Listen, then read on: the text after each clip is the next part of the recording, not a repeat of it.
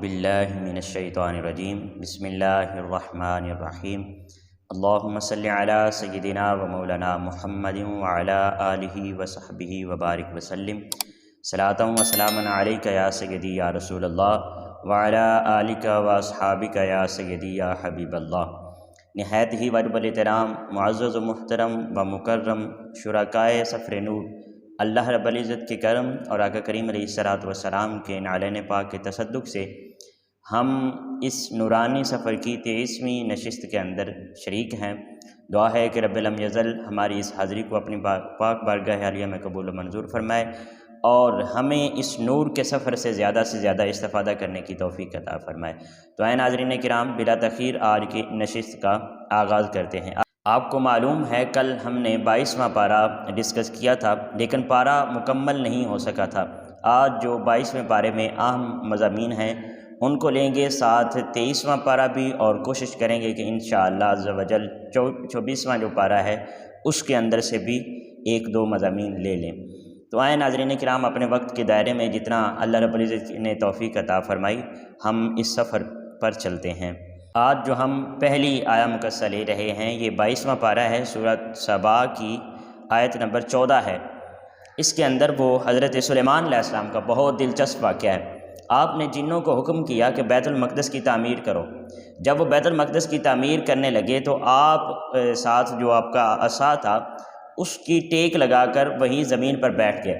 جب آپ بیٹھ گئے تو اسی دوران آپ کی رحلت واقع ہوگی، آپ کی وفات واقع ہوگی، یعنی آپ فوت ہو گئے۔ جب آپ فوت ہو گئے تو وہ جو جن تھے وہ اسی طرح کام کرتے رہے۔ ان کے ذہن میں یہی تھا کہ یہ حضرت سلیمان علیہ السلام ہماری نگرانی فرما رہے ہیں۔ بہرحال آپ کو 1 سال تک آپ اسی حالت میں رہے۔ قرآن پاک یہاں پر فرماتا ہے فَلَمَّا قَضَيْنَا عَلَيْهِ الْمَوْتَ مَا دَلَّهُمْ عَلَى مَوْتِهِ إِلَّا دَابَّةُ الْأَرْضِ تَأْكُلُهُ مِنْ سَأَتَهُ۔ پھر جب ہم نے سلیمان علیہ السلام پر موت کا حکم صادر فرما دیا تو ان جنات کو ان کی موت پر کسی نے آگاہی نہ کی سوائے زمین کی دیمک کے۔ اس نے کیسے کی؟ جو ان کے عصا کو کھاتی رہی۔ پھر جب آپ کا جسم زمین پر آ گیا تو جنات پر ظاہر ہو گیا، یعنی وہ اسی طرح بیٹھے رہے۔ جن یہی سمجھتے رہے کہ حضرت سلیمان علیہ السلام ہماری نگرانی کر رہے ہیں اور وہ کام میں اسی طرح جتے رہے۔ جب وہ 1 سال گزر گیا تب تک بیت المقدس کی تعمیر بھی مکمل ہو گئی، تو پھر وہ جو دیمک تھا زمین کا اس نے عصا کو کھانا شروع کر دیا۔ 1 سال تک اس نے عصا کو کھا لیا اور وہ عصا ٹوٹا تو آپ زمین پر تشریف لے آئے۔ جب آپ گرے تب جنوں کو پتہ چلا کہ حضرت سلیمان علیہ السلام کی وفات ہو چکی ہے۔ جب ان کو یہ پتہ چلا تو انہوں نے بھلا کیا کہا؟ انہوں نے کہا اللو کان یعلمون الغیب ما لبثوا فی العذاب المہین، اگر وہ غیب جانتے ہوتے تو اس ذلت انگیز عذاب میں نہ پڑے رہتے۔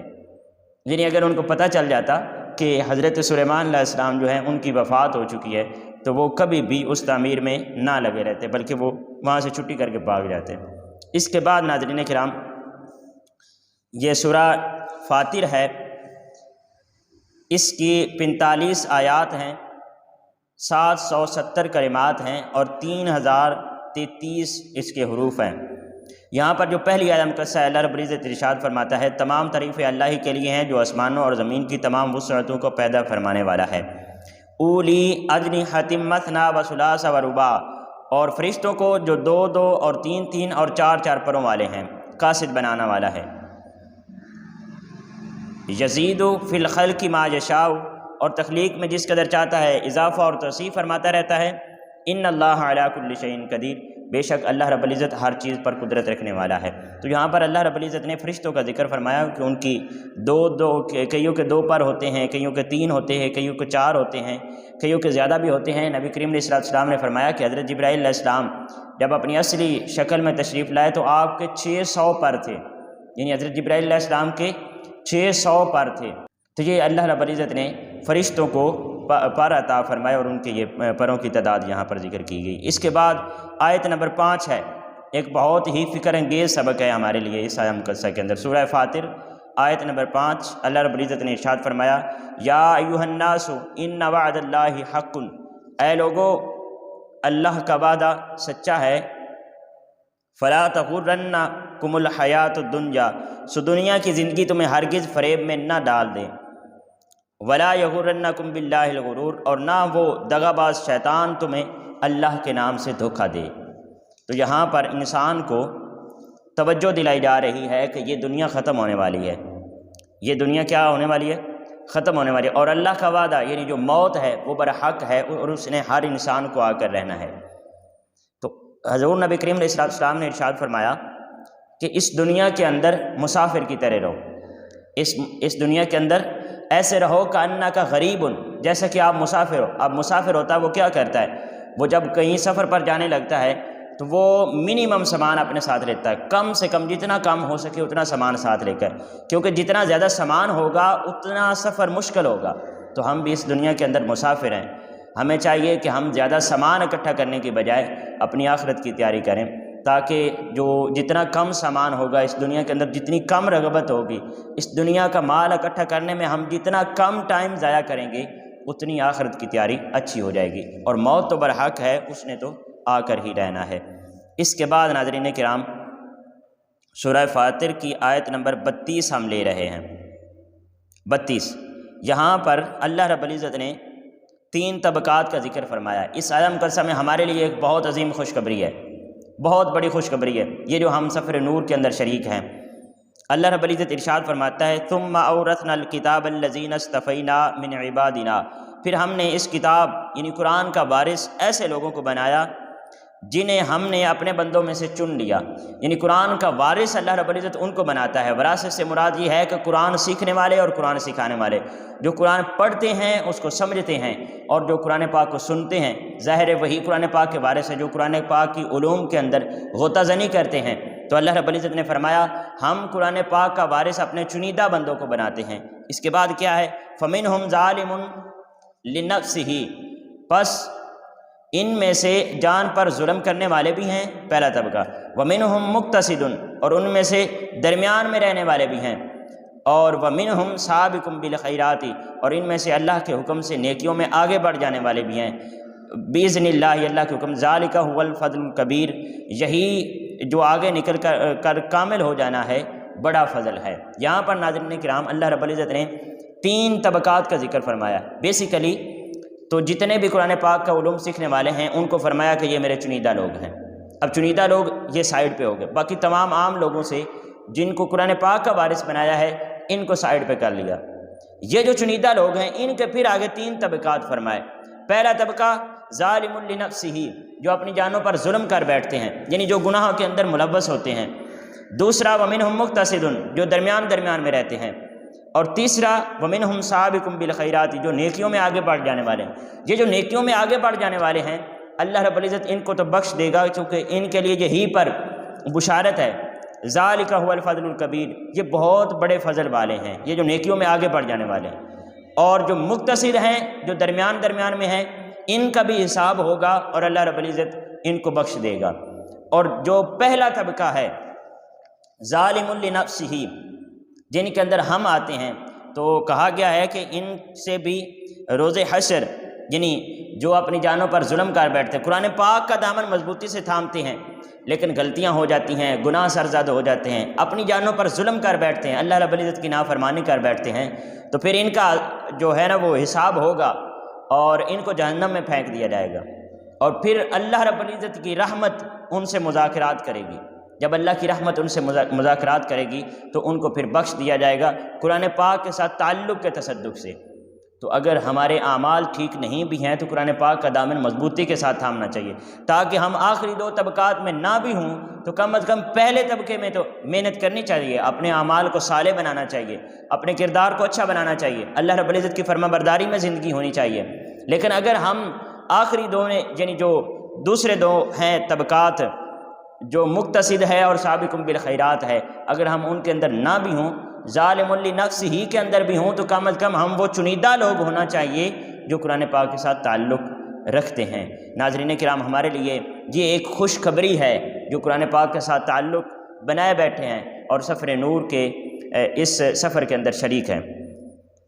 اور یہاں پر ہمارے لیے لمحہ فکریہ بھی ہے کہ ہم بحیثیت قوم جو قرآن پاک سے کٹ آف ہو چکے ہیں، درس قرآن گر تم نے نہ بھلایا ہوتا تو یہ زمانہ نہ زمانے نے یہ زمانہ نہ زمانے نے دکھایا ہوتا، اگر ہم قرآن پاک کا درس نہ بھولتے اور وہ معزز تھے زمانے میں مسلمان ہو کر، تم خوار ہوئے تارک قرآن ہو کر، ہم تارک قرآن ہوئے ہیں تو بحیثیت قوم آج ہم ذلیل ہو رہے ہیں۔ تو ناظرین کرام، ہمیں اب ضرورت ہے کہ قرآن پاک کے ساتھ اپنے تعلق کو مضبوط بنائیں، خود بھی قرآن پاک کو پڑھیں سمجھیں اور اس کی تبلیغ کو عام کریں۔ اس کے بعد سورہ یاسین شروع ہو رہی ہے۔ سورہ یاسین کی 83 آیات ہیں اور 729 اس کے کلمات ہیں اور 3000 اس کے حروف ہیں۔ اس کے بارے میں کہا گیا ہے کہ یہ قرآن پاک کا دل ہے۔ سورہ یاسین قرآن پاک کا دل ہے اور آقا کریم علیہ السلام کائنات کا دل ہے۔ جیسے سورہ یاسین اس کلام مجید کا دل ہے نا قرآن پاک کا، اسی طرح آقا کریم علیہ السلام پوری کائنات کا دل ہیں۔ اس سورہ یاسین کے اندر نعمتوں کا بھی ذکر ہے اور اللہ رب العزت کے عذاب کا بھی ذکر ہے۔ شروع یہ جو یاسین یہ حروف مقطعات ہیں، ان کا حقیقی معنی اللہ اور اس کے رسول صلی اللہ علیہ وسلم ہی بہتر جانتے ہیں، لیکن مفسرین فرماتے ہیں کہ یہ جو یاسین ہے اس سے مراد یہ ہے یا سید، یا سید، اے سردار، اے سردار، یعنی اے سردار، والقرآن الحکیم، حکمت سے معمور قرآن کی قسم، انک لمن المرسلین، بے شک آپ ضرور رسولوں میں سے ہیں۔ تو یہ اس کی ابتدائی آیات ہے۔ اس کے بعد ناظرین کرام یہاں پر ایک بہت پیارا مضمون شروع ہونے والا ہے۔ اللہ رب العزت نے ارشاد فرمایا، وَاضْرِبْ لَهُمْ، یہ سورہ یاسین کی آیت نمبر 13 ہے۔ وَاضْرِبْ لَهُمْ مَثَلًا أَصْحَابَ الْقَرْيَةِ إِذْ جَاءَهُمُ الْمُرْسَلُونَ، اور آپ ان کے لیے ایک بستی کے باشندوں کی مثال بیان کریں جب ان کے پاس کچھ پیغمبر آئے۔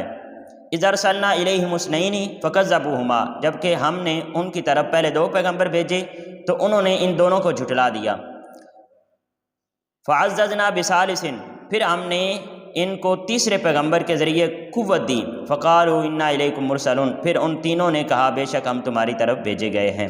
یہ بیسیکلی یہاں پر جو مرسلون کا ذکر ہے یہ رسول نہیں تھے، بلکہ یہ حضرت سیدنا عیسیٰ علیہ السلام نے ان کو بھیجا تھا۔ جو پہلے 2 گئے تھے ان کا نام تھا صادق اور مصدوق، اور یہ جو بستی یہاں پر ذکر کیا گیا ہے یہ شام کے ایک ساحل پر بستی کا نام تھا انطاکیہ، اور اس کے بادشاہ جو تھے اس کا نام تھا ابتحیس۔ ابتحیس بادشاہ تھا اس بستی کا، اور انطاکیہ یا انطاکیہ اس بستی کا نام تھا۔ جب یہ 2 لوگ آتے ہیں، حضرت سیدنا عیسیٰ علیہ السلام ان کو بھیجتے ہیں، وہ جو بادشاہ تھا وہ مشرک تھا، اور اس بستی میں سیدنا عیسیٰ علیہ السلام بھیجتے ہیں تاکہ ان کو شرک سے بچا کر اللہ رب العزت کی توحید کی طرف قائل کیا جائے۔ ان دونوں کا نام صادق اور مصدوق تھا۔ یہ دونوں جاتے ہیں وہاں جا کر تبلیغ کرتے ہیں۔ جب یہ توحید کا علم بلند کرتے ہیں تو جو بادشاہ تھا وہ ان کو پکڑ لیتا ہے اور ان کو قید میں ڈال دیتا ہے۔ جب ان کو قید میں ڈال دیتا ہے تو جو اللہ رب العزت نے فرمایا نا فَعَزَّزْنَا بِثَالِثٍ، پھر ہم نے تیسرے کے ذریعے ان دونوں کو تقویت بخشی، تیسرے کے ذریعے ان کو تقویت بخشی۔ یہ پھر تیسرا حضرت سیدنا عیسیٰ علیہ السلام شمعون کو بھیجتے ہیں۔ یہ تیسرا ان کی طرف جو آپ سمجھ لیں مرسل ہوتا ہے، جو میسنجر ہوتا ہے، یہ تیسرا بھیجتے ہیں حضرت سیدنا عیسیٰ علیہ السلام۔ یہ کیا کرتا ہے؟ یہ وہاں جا کر ڈائریکٹ تبلیغ نہیں کرتا ہے، یعنی توحید کی طرف لوگوں کو قائل کرنے کی کوشش نہیں کرتا۔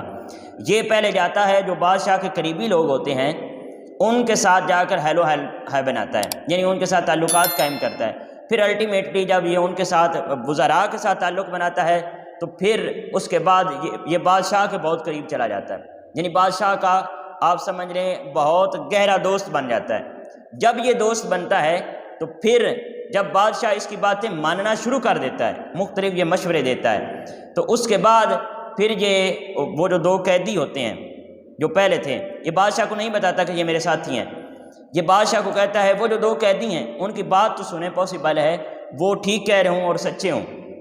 تو جو بادشاہ ہوتا ہے وہ ان دونوں کو بلواتا ہے اور ان کا موقف سنتا ہے، اور پھر اس کے بعد وہ کہتا ہے کہ آپ ایسا کرو، اگر یہاں پر جو اس کے بعد والی آدم قصہ ہے اس کے اندر اللہ رب العزت نے ارشاد فرمایا کہ بستی والوں نے کہا تم تو محض ہماری طرح بشر ہو اور خدائے رحمان نے کچھ بھی نازل نہیں کیا، تم فقط جھوٹ بول رہے ہو۔ یعنی وہ جو 2 پہلے تھے ان کو جھٹلا دیا تھا اور قید کے اندر ڈال دیا تھا۔ بہرحال جب یہ حضرت شمعون ان کو بلواتے ہیں جو پہلے 2 آئے تھے ان کو، بادشاہ کے سامنے حاضری ہوتی ہے تو بادشاہ کہتا ہے کہ جی بتاؤ آپ کا موقف کیا ہے؟ وہ کہتے ہیں اللہ رب العزت ایک ہے اور ہم اس کے نبی کی طرف سے بھیجے گئے ہیں، آپ کی طرف ہدایت لے کر آئے ہیں۔ تو وہ بادشاہ کہتا ہے کہ اچھا پھر میں آپ کا امتحان لے لیتا ہوں۔ وہ امتحان یہ لیتا ہے، وہ کہتا ہے کہ آپ جو کوڑ کے مرض ہیں، یعنی جن کی جلد خراب ہو جاتی ہے، وہ اور اندھے، ان لوگوں کو بلاتا ہے اور کہتا ہے کہ آپ لوگ دعا کرو اور اگر یہ صحیح ہو جاتے ہیں تو تم سچے ہو۔ جب یہ ان لوگوں کو بلا لیا جاتا ہے تو یہ حضرت صادق بھی اور مصدوق بھی، جو دونوں پہلے بھیجے گئے تھے، وہ سجدے میں گر پڑتے ہیں اور اللہ رب العزت کی بارگاہ میں دعا کرتے ہیں کہ مولا ان کو صحت عطا فرما۔ جب وہ دعا کرتے ہیں تو کہا جاتا ہے جو تیسرے تھے شمعون، انہوں نے ظاہر نہیں کیا تھا کہ میں موسیٰ علیہ السلام کی طرف سے بھیجا گیا ہوں، یہ پھر آہستہ دل ہی دل میں آمین کہتے تھے۔ تو بہرحال اللہ رب العزت ان مریضوں کو شفا عطا فرماتا ہے، اور پھر یہ حضرت شمعون کی جو ایک ان کی حکمت تھی، اس کے تحت پھر اللہ رب العزت بادشاہ کو ایمان کی دولت سے مالا مال فرماتا ہے اور وہ مسلمان ہو جاتا ہے۔ تو یہ یہاں پر ان 3 لوگوں کا ذکر ہے۔ اس کے بعد ناظرین کرام یہ ایک آیہ مقدسہ ہے، اس کو اختصار کے ساتھ لیتے ہوئے ہم آگے نکلتے ہیں۔ اللہ رب العزت نے ارشاد فرمایا وما علینا الا البلاغ المبین، اور ہم نے واضح طور پر پیغام پہنچا دینے کے سوا ہم پر کچھ لازم نہیں ہے، ہم پر کچھ لازم نہیں ہے۔ یہ جو جملہ ہے آپ نے اکثر خطباء کے جب تقریر کا اینڈ، خطاب کا اینڈ ہوتا ہے تو وہاں پر آپ نے سنا ہوگا وما علیہ الا البلاغ المبین، وہ کہتے ہیں کہ مجھ پر کوئی لازم نہیں ہے مگر آپ تک وضاحت کے ساتھ پہنچا دینے کے۔ یہاں پر ہے وما علینا الا البلاغ المبین، یعنی ہم پر کچھ لازم نہیں ہے۔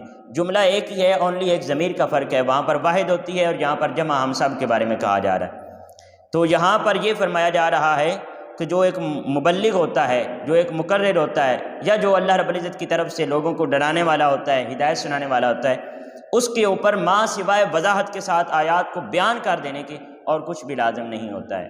تو ہم بھی سفر نور کے اوپر چل رہے ہیں تو ہم نے لوگوں کو بیان کرنا ہے، آگے اس روشنی کو پھیلانا ہے، جتنا پھیلا سکتے ہیں اتنا پھیلانا ہے۔ یہ صرف روشنی دوسروں تک پہنچانا ہماری ڈیوٹی ہے۔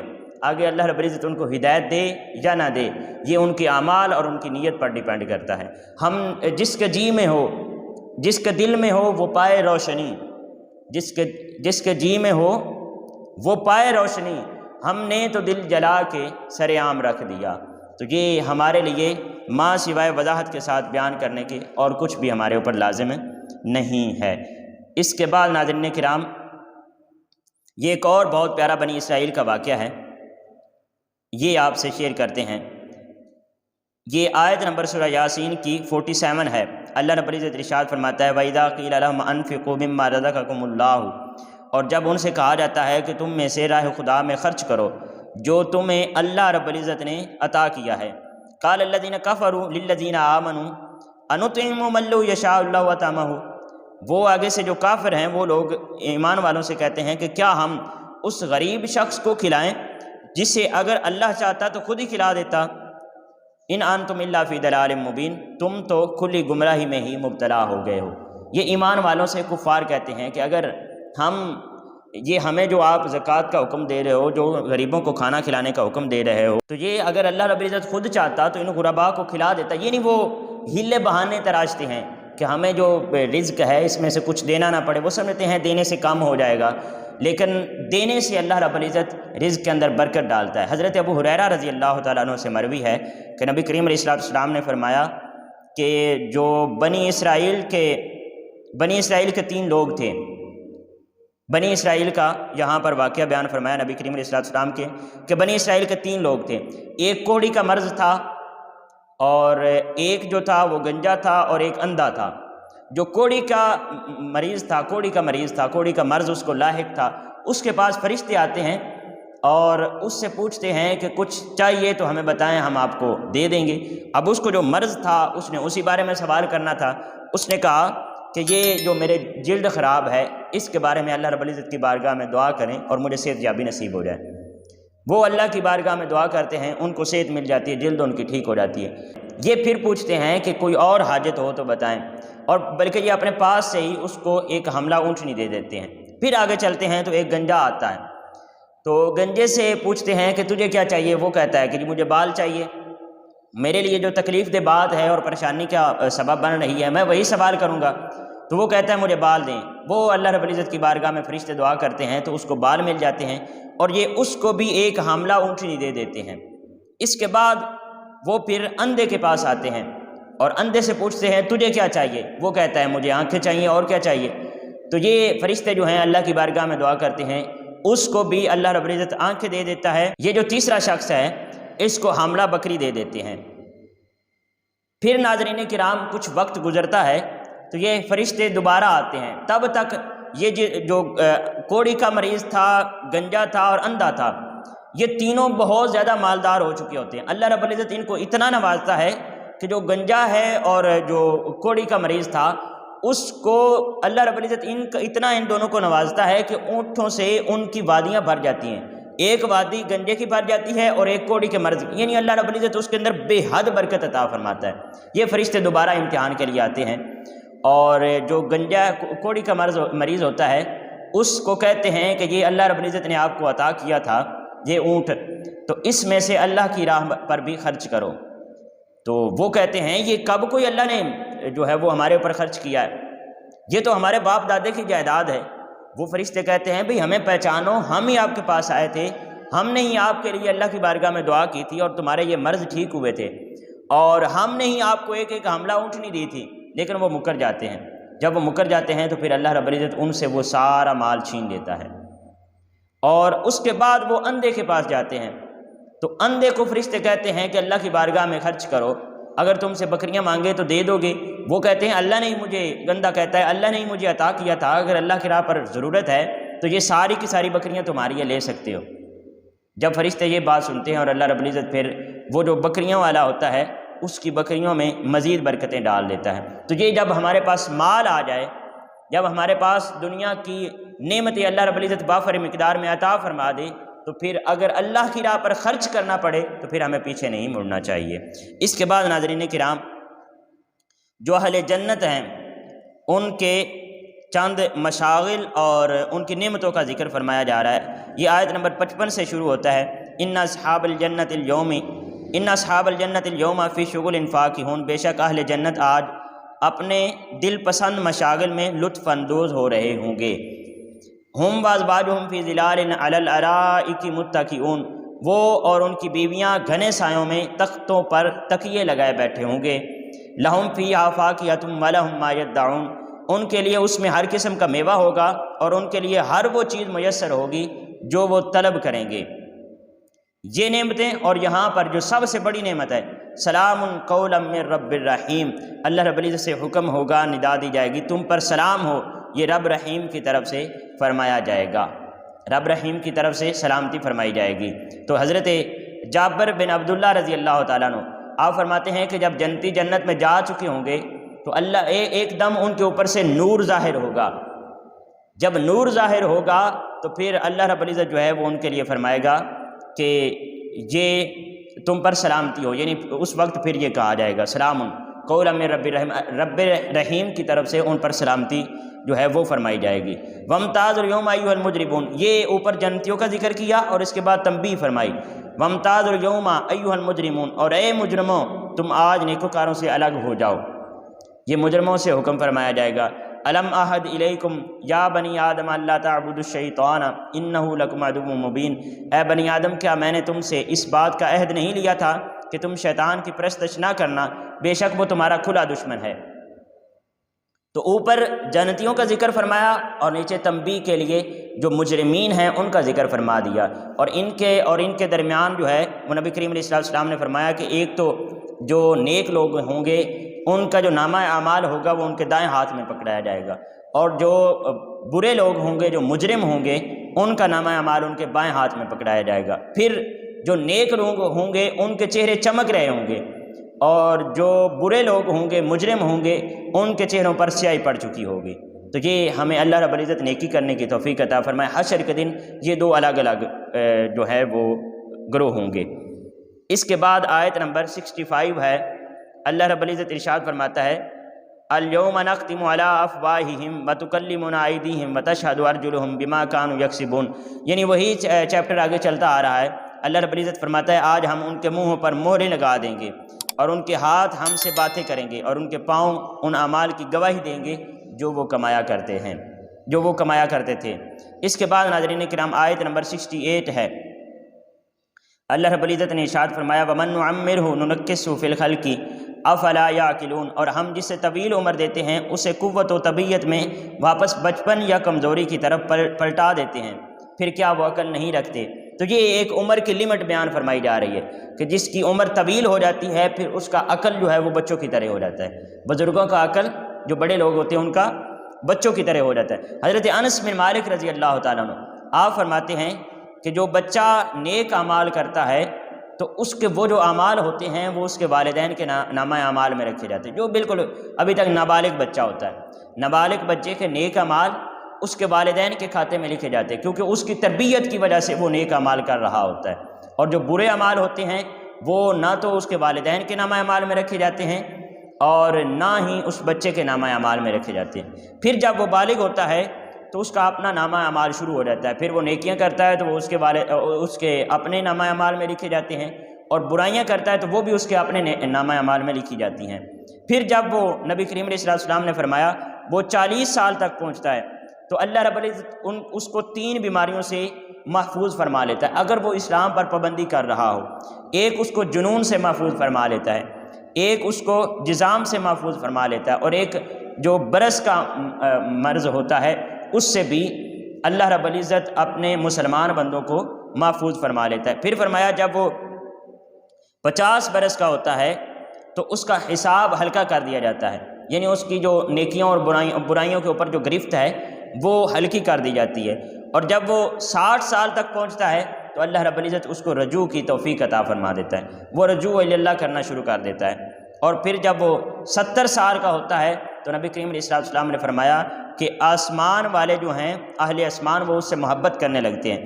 جب وہ 90 سال کا ہوتا ہے تو اللہ رب العزت اس کے گناہوں کو معاف فرما دیتا ہے، اور اس کے بعد جب وہ 100 سال کا ہوتا ہے تو اللہ رب العزت اس کو امین اللہ کا لقب دیتا ہے، یعنی جب آدمی 100 سال سے اوور ہو جائے تو پھر وہ اللہ رب العزت کی امانت میں آ جاتا ہے۔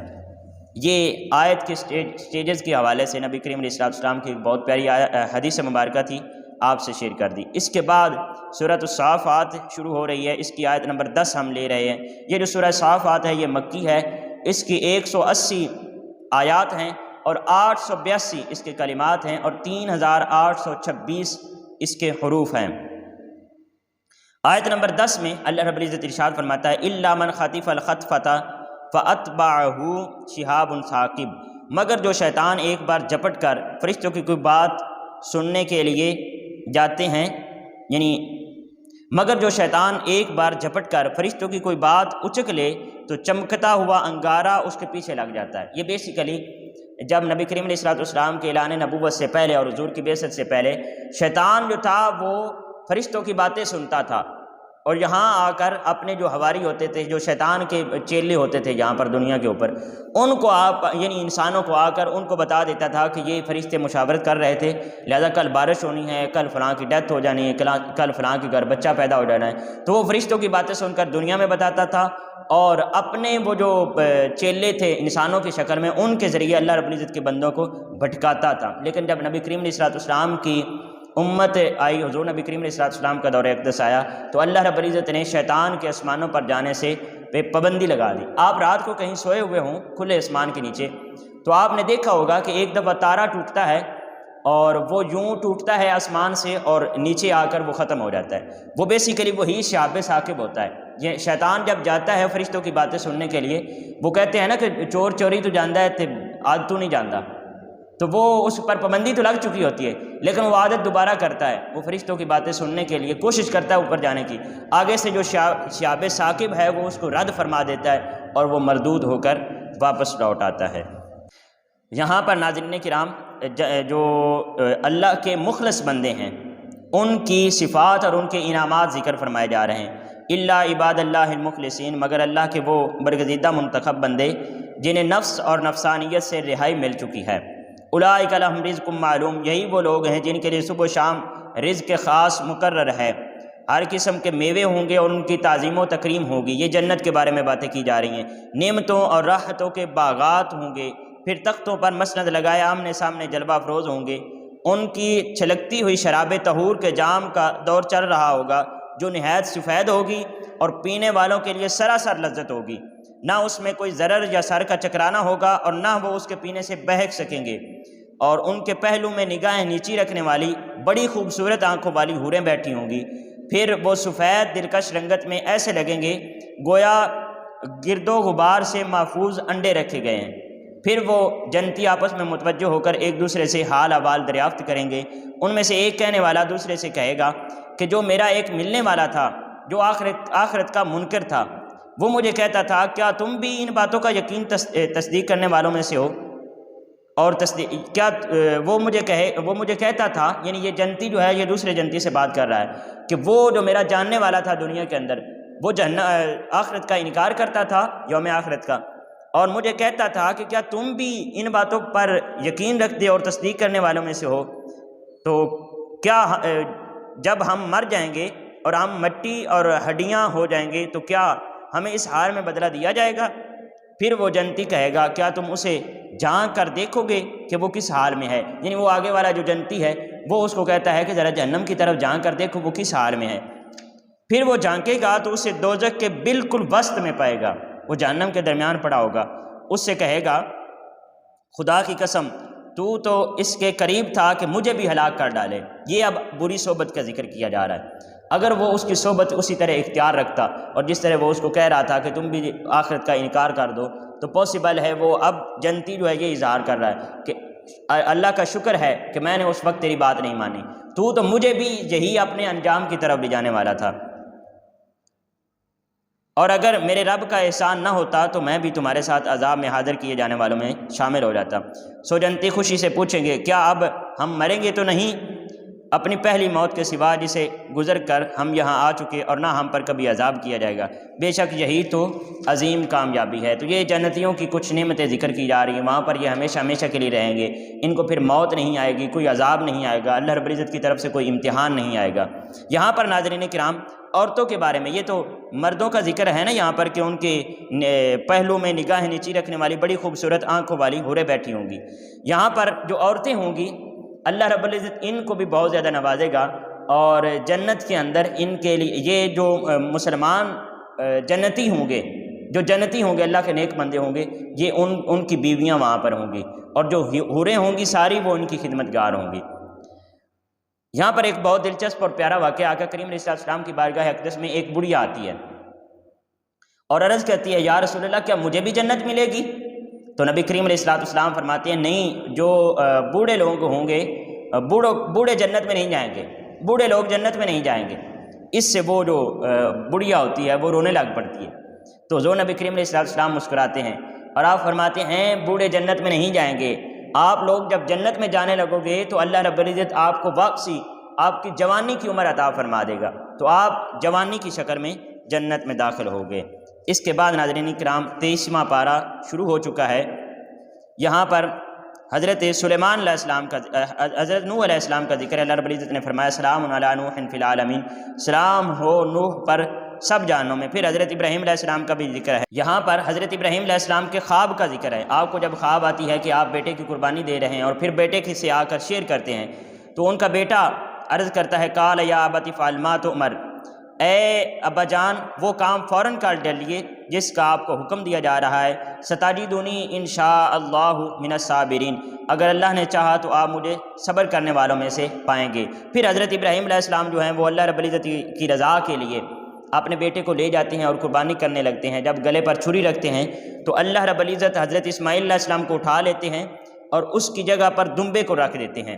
یہاں پر مفسرین فرماتے ہیں یہ آیت نمبر 101 سے لے کر یہ آگے جتنی آیات ہیں ان کی آپ تلاوت فرما لینا خود، اور اس کی لازماً تلاوت فرمانا ایک تو، دوسرا مفسرین فرماتے ہیں کہ وہ چونکہ حضرت اسماعیل علیہ السلام کی پشت مبارک میں آپ کے صلب میں حضور نبی کریم علیہ السلام کا خون مبارک تھا، حضور کا نور تھا، تو اس لیے وہ جو چھری تھی وہ اس نے چلنے سے انکار کر دیا۔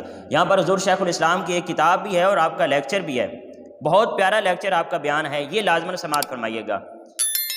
اس کا ٹائٹل ہے نور محمدی خلقت سے ولادت تک، نور محمدی خلقت سے ولادت تک، یعنی حضور نبی کریم علیہ الصلوۃ والسلام کا نور کن کن پشتوں سے گزرتا ہوا آقا کریم علیہ الصلوۃ والسلام کی ولادت تک پہنچا ہے، وہ سارا حضور شیخ الاسلام نے ایک بہت پیارے انداز میں پوری تاریخ کو بیان فرمایا ہے۔ بہت پیارا یہ آپ کا بیان ہے، یہ لازماً سماعت فرمائیے گا۔ اور اس کے بعد اللہ رب العزت فرماتا ہے ان ھذا لہو البلاء المبین، بے شک یہ بہت بڑی کھلی آزمائش تھی، وفدیناہ بذبح عظیم، اور ہم نے ایک بہت بڑی قربانی کے ساتھ اس کا فدیہ ادا کر دیا، یعنی حضرت اسماعیل علیہ السلام کا فدیہ ایک بہت بڑی قربانی، اور یہ جو بہت بڑی قربانی ہے بذبح عظیم کا لفظ ہے، اس سے مراد حضرت امام حسین علیہ السلام ہے۔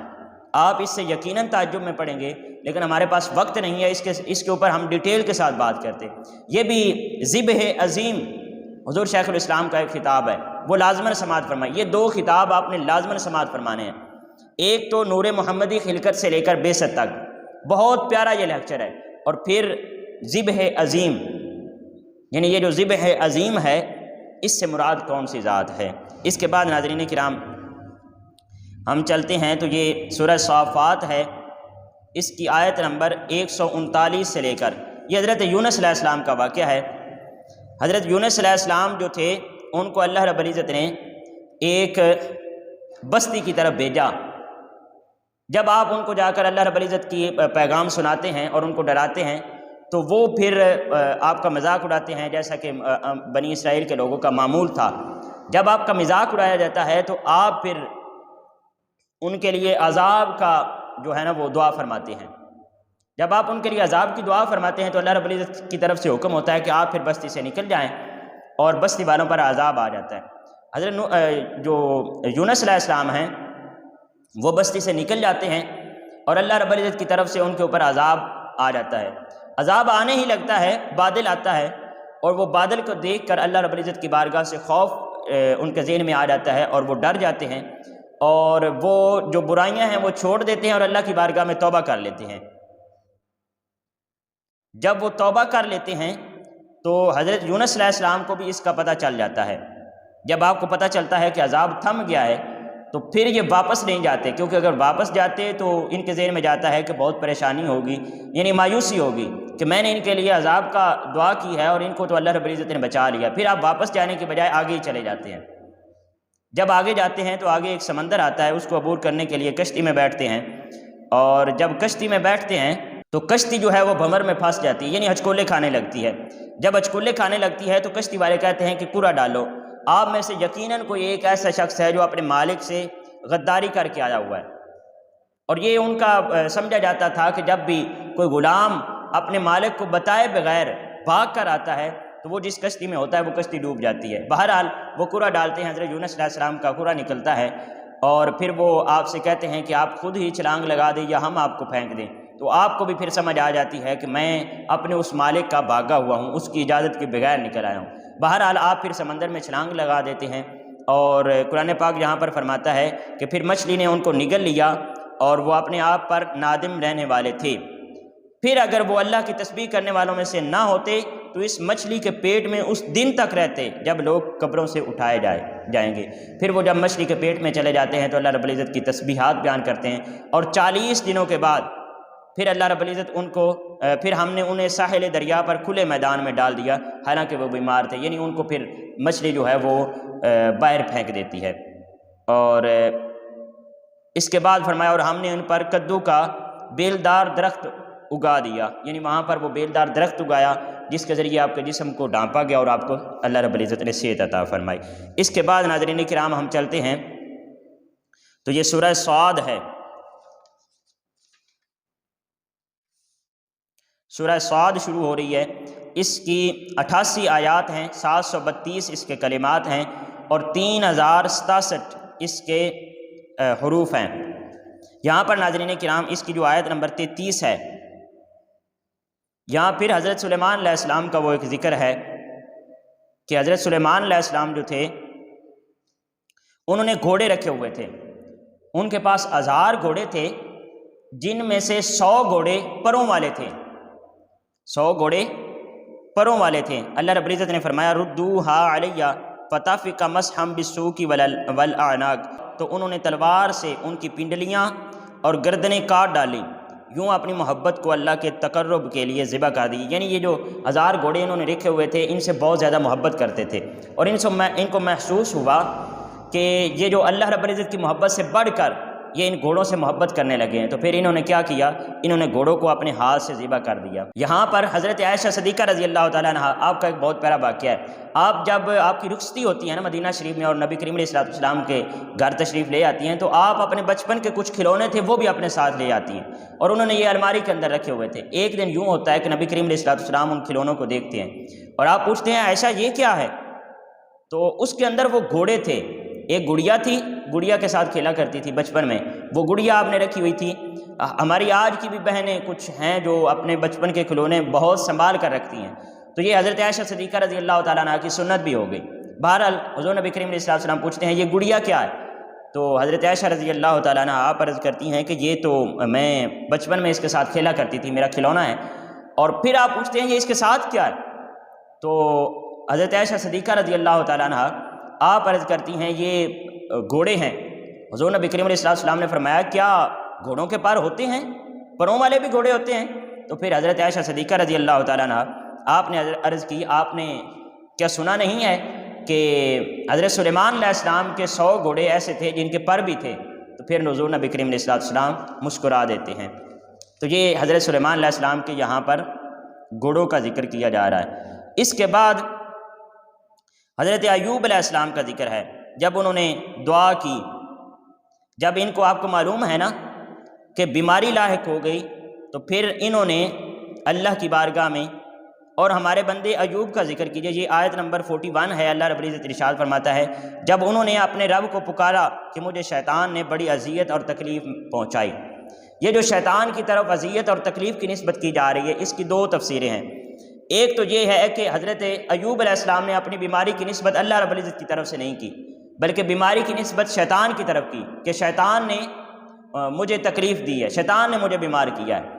تو وہ جو دوسری آیت مقدسہ ہے وَإِذَا مَرِضْتُ فَهُوَ يَشْفِينِ، جب بیماری کی بات آتی ہے تو اپنی طرف نسبت کی جاتی ہے، اپنے نفس کی طرف یا شیطان کی طرف، اور جب شفا کی نسبت آتی ہے تو یہ ہمارا ایمان اور عقیدہ ہونا چاہیے کہ وہ اللہ رب العزت کی طرف سے ہوتی ہے۔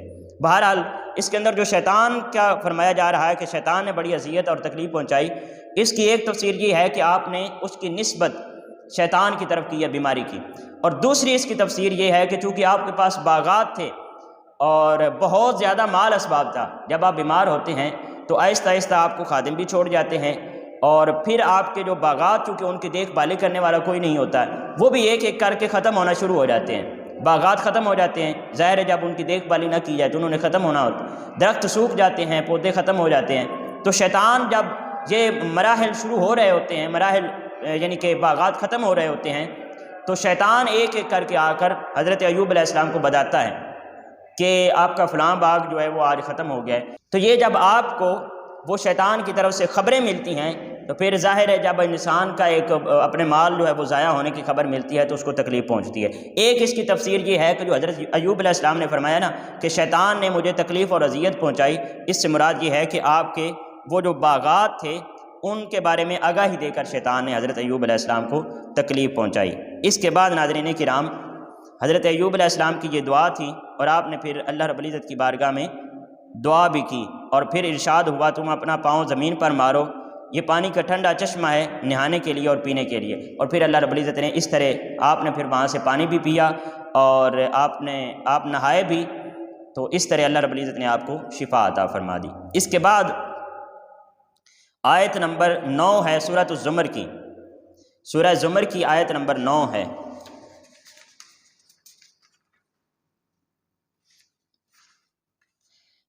اس میں اس کا جو حصہ ہم لے رہے ہیں، اللہ رب العزت ارشاد فرماتا ہے قُلْ هَلْ يَسْتَوِي الَّذِينَ يَعْلَمُونَ وَالَّذِينَ لَا يَعْلَمُونَ، اور آپ فرما دیجئے کہ وہ لوگ جو علم رکھتے ہیں اور جو لوگ علم نہیں رکھتے، کیا یہ سب برابر ہیں؟ تو یہاں پر اہل علم کی فضیلت بیان کی جا رہی ہے۔ نبی کریم علیہ السلام نے ارشاد فرمایا، اس ضمن میں 2-3 احادیث ہیں، وہ بیان کرنے کے بعد ہم انشاءاللہ آگے نکلتے ہیں کہ حضور نبی کریم علیہ السلام نے فرمایا کہ جو ایک عالم جب دین کا ایک باب سیکھتا ہے، ایک انسان دین کا ایک باب سیکھنے والا، وہ 1000 نوافل ادا کرنے والے سے افضل ہے۔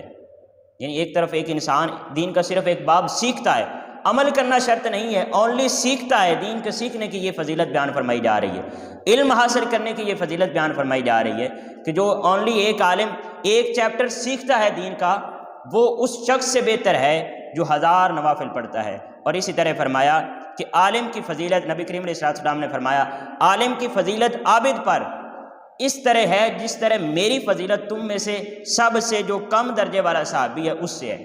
اب جو سب سے کم درجے والا صحابی ہے اس کی حضور نبی کریم علیہ السلام کے ساتھ کیا نسبت ہو سکتی ہے؟ تو حضور نے فرمایا ایک عالم کی نسبت جو عابد پر ہے وہ بھی اسی طرح ہے۔ پھر فرمایا ایک فقیہ یعنی دین کا علم حاصل کرنے والا اور دین کی سمجھ بوجھ رکھنے والا، وہ شیطان پر 1000 عابدوں سے زیادہ بھاری پڑتا ہے، شیطان کو زیادہ تکلیف ہوتی ہے۔ تو یہ یہاں پر علم والوں کا درجہ بیان فرمایا گیا۔ اس کے بعد سورۃ الزمر ہی ہے، آیت نمبر 53 ہے۔ اللہ رب العزت ارشاد فرماتا ہے قل یا عبادی الذین اسرفوا علی انفسہم لا تقنطوا من رحمت اللہ، یا فرما دیجئے اے میرے وہ بندو جنہوں نے اپنی جانوں پر زیادتی کر لی، تم اللہ کی رحمت سے مایوس نہ ہونا۔ ان اللہ یغفر الذنوب جمیعا، بے شک اللہ سارے گناہ معاف فرما دیتا ہے۔ انہ هو الغفور الرحیم، وہ یقیناً بڑا بخشنے والا بہت رحم فرمانے والا ہے۔